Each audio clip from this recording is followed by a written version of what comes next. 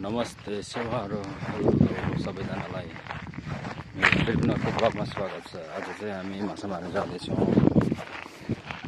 अगाडि 3 जना भाइहरू छ, पछाडि यहाँ त आउँदै हुनुहुन्छ। हो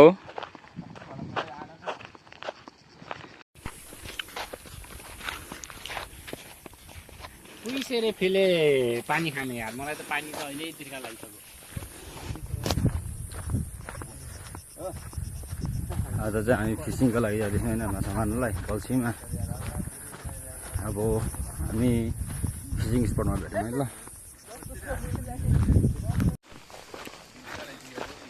हामी चाहिँ फिसिङ स्पट आइपुग्नु लाग्यो होइन। राजु भाइ र मिलन भाइ पछाडि अगाडि छ, बिचमा म, पछाडि सन्दीप भाइ, आशिष भाइ र राजाराम छ। फिसिङ स्पट आइपुग्नु लाग्यो। बाटो चाहिँ ओह्रालो खालको छ होइन। यो चाहिँ जङ्गल ऐसेट हो।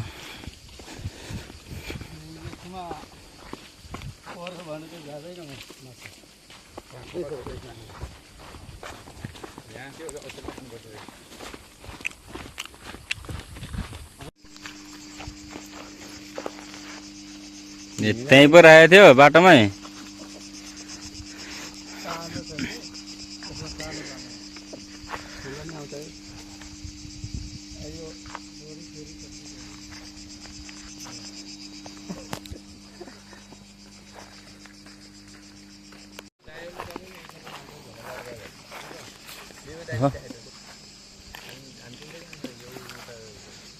मान्छे बाँडफाँड भयो, 3 जना उता 3 जना यता हो।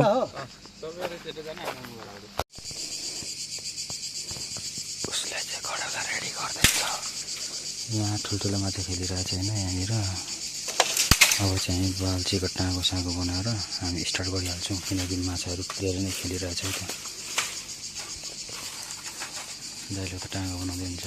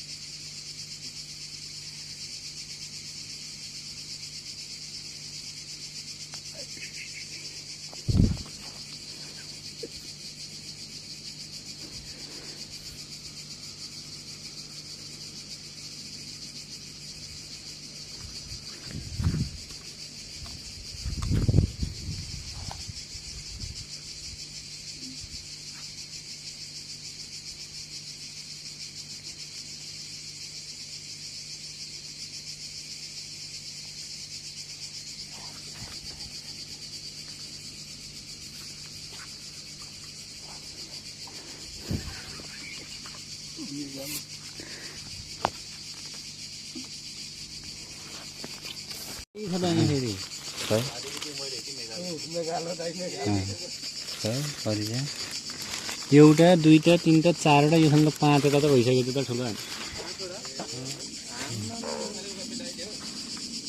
भाइले चाहिँ कति हान्यो कहाँ त याउले एउटा पनि आएन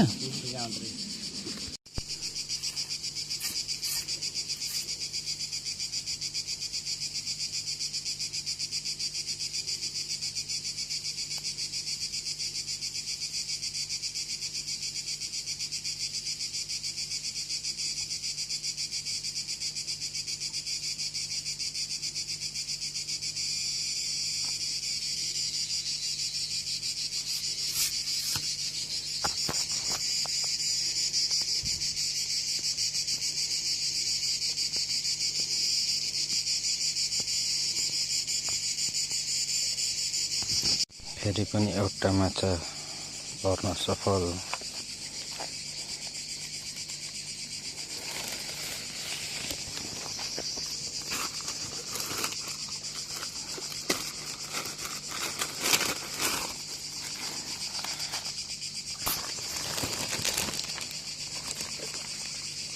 माछाहरू यस प्रकारको परेको छ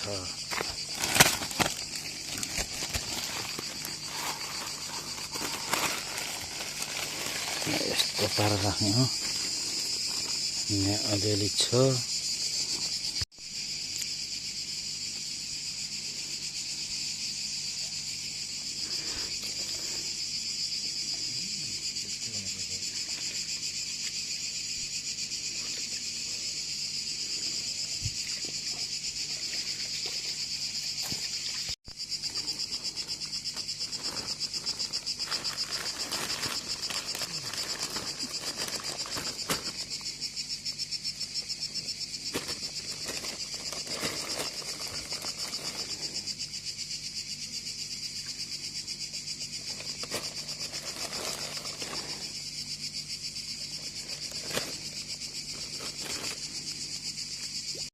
राजारामको बोतलमा चाहिँ कति छ हौ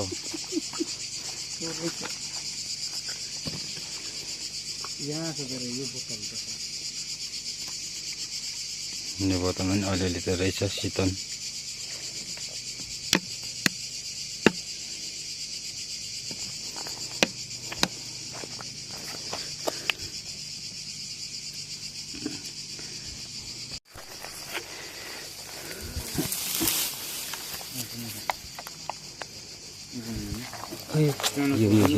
यो जिउँदैछ मरिसक्यो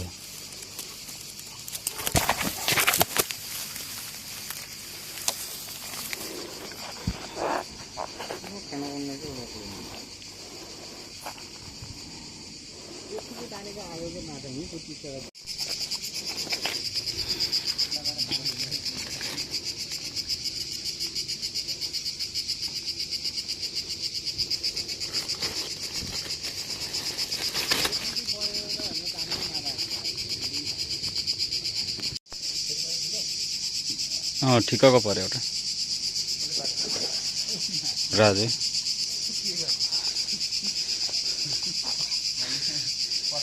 हातमा पक्का बोकी बोकेर हिँड्नु गाह्रो हो क्या भाइ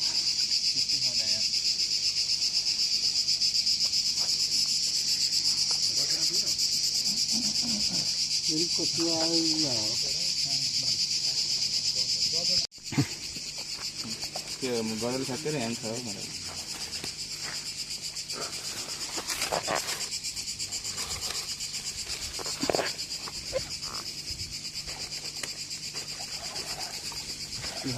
अर्को आइसकेको कसले खेलेको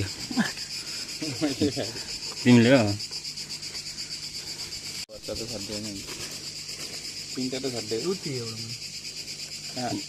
यस्तोले त बढी बिजोग बनाउँछ नि भाइ तान्देको तान्देको तान्देको गणेर सिधाइदिन्छ छ अझै सकेछ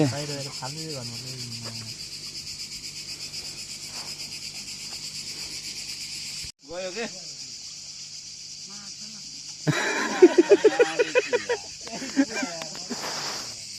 एकछिन छोडिदिनु पर्दैन थियो भाइ आउँदै थियो नि भाइ पानी छिरिसकेको थियो मलाई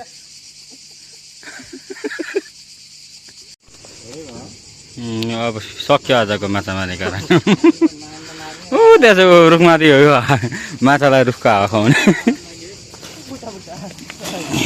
एकचोटि हेरौँ न कति सबै मरेको छ नि होइन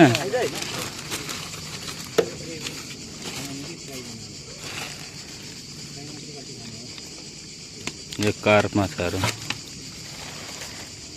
2 3 4 5 6 7 8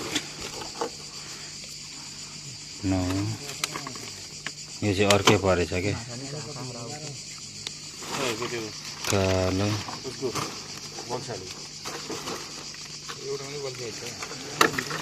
10 वटा यो खालको यो 2टा अब सामान प्याकिङ भयो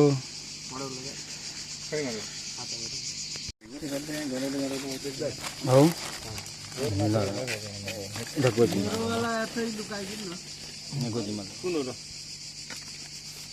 आजको फिसिङ सक्यो